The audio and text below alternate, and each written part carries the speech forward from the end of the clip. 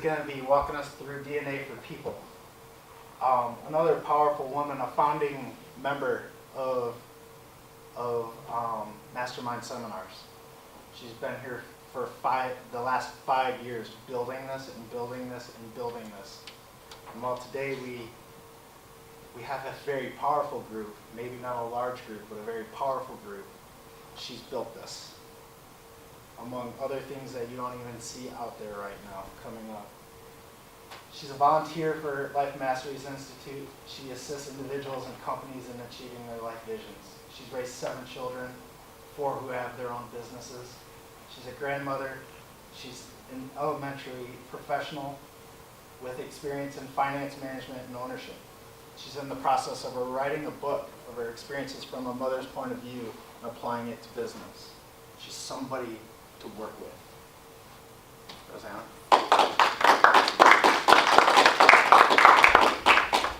All right. How many of you would like to get to know more about the people that you're with, the people you work with, the people you call on the phone, the people that you live with?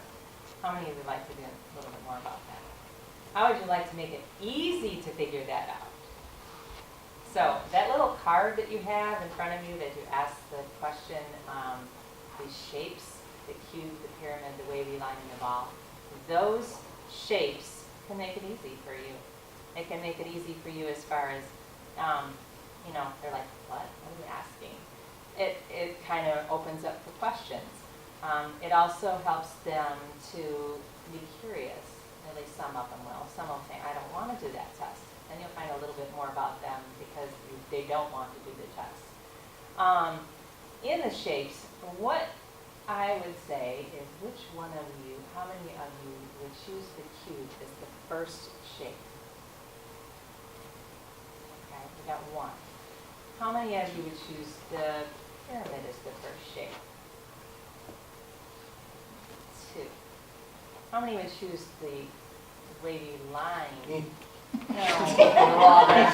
Do not believe him. You don't look like a wavy line. I can't believe you didn't raise this first, actually, Melissa. Like this is wavy I line. expected him I mean, to. 2 for the wavy line. Okay. He's not a real one. How many would use the ball for the first shape? 2. Okay, so let's see here. I thought I counted there was 13 people, and I only see 7 that have chose. So we're missing 6 people. Did you That's a cube. Cube? Okay, that makes 2 for you. All right, so right now I'm at 8. How about you back there in the corner, behind the screen, behind the video there? Cube. Okay, that makes 3. And the one that baby's gone and Katrina's gone. Okay, I know where she's at. Okay, so One question before you continue. How about if I don't have a strong feeling, which one I prefer the most or the She'll second? get to that. She'll get Okay. I will try to get to that, and if I don't, I might ask the experts. There is a couple more experts in this room that might help you on that one. So, like I said, some people will look at this and go, I don't know. That means that you could be what you call a chameleon type person, kind of like adapt to all of them. So what does that mean? What does the cube mean? What does the cube mean? So the cube, if you chose the cube, you're very, you like things precise. You like things perfect. You like to dot your I's, cross your T's, make sure everything's perfectly in order. Sometimes, I have known some analytical, sometimes it's so hard for them to do that. Their rooms are actually messy. You would not believe that, but I have had a couple analytical children that had messy rooms. But they like them to be perfect, and because they can't make them perfect, sometimes they don't do it. So if you're an analytical or a cube, that might be some of your challenges.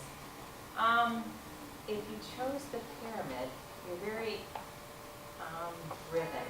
You like to make sure all the tasks are done. You like to make sure, you're not so sure about the people. If the people come along, that's okay. But they tend to, they have to come along for the flow. If you don't, get along with the people, you might just do the task or push them to do the task and might not make them very happy in the process.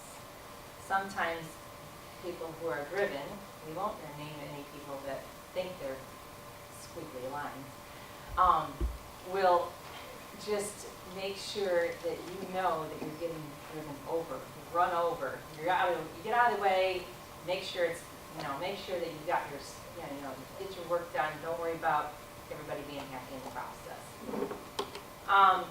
Squiggly line. Demonstrate the squiggly line, would you please? Yeah. Maybe everybody wants to look at that funny hair of his, that would be squiggly line people. Squiggly And I'm line his hair people cutter, so are, that makes me more they expensive. like things fun, they like to be the center of attention. And they will do whatever they can to get that center of attention. Sometimes in the process, they make other people not the center of attention, and they may make them feel bad. Yeah, what? Yeah. The perfect personality, mind you. That's an inside joke, mind you. The drivers think they're perfect, so we'll just go on with that. But the circle is they're people oriented. They like to make sure that people are happy around them. They do not like conflict, and they will avoid conflict at all costs. Sometimes to the point where maybe they're not quite truthful with you, or they will just do the job because if they do it, then they're going to get it done, and the other people will be happy because they didn't have to do the work.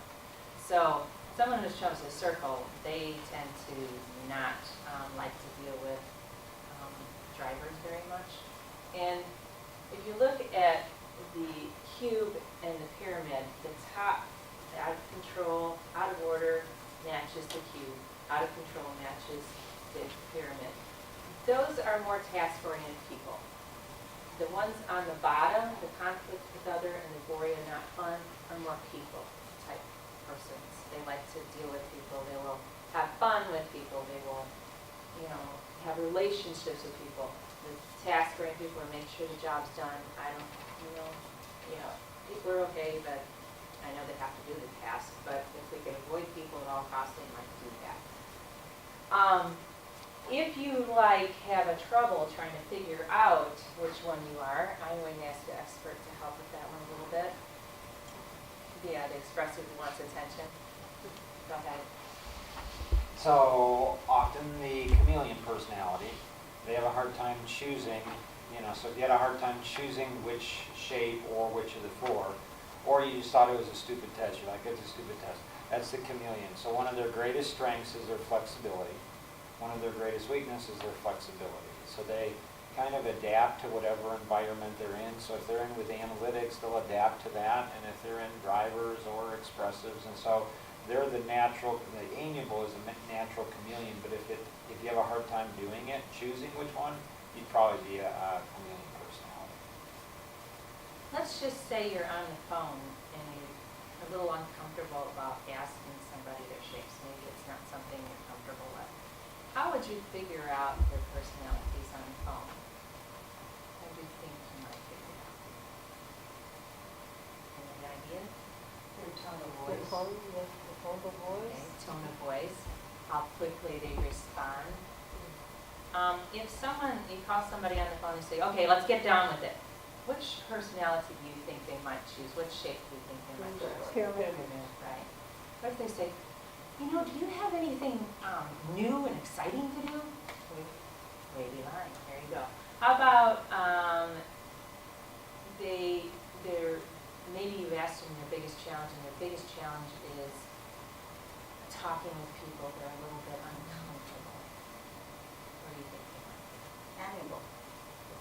They could be, maybe because they're a little bit afraid of conflict, maybe afraid to talk to people on the phone.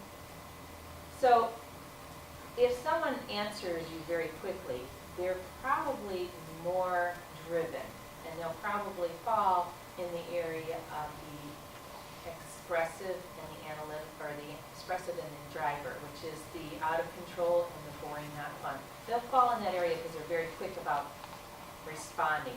But if they're a little slower at responding, they're probably thinking about, well, why is this person calling? And I don't know if I want to tell them no. I might have to tell them no. They may be more on the other side, where they're out of, the out of order conflict with others. They may be the cue and the ball. So if you don't want to ask the shapes because you're uncomfortable with that, you can kind of figure out by their responses how they're doing that. Before these shapes came into where we were doing them on the action cards, that was some of the things we learned by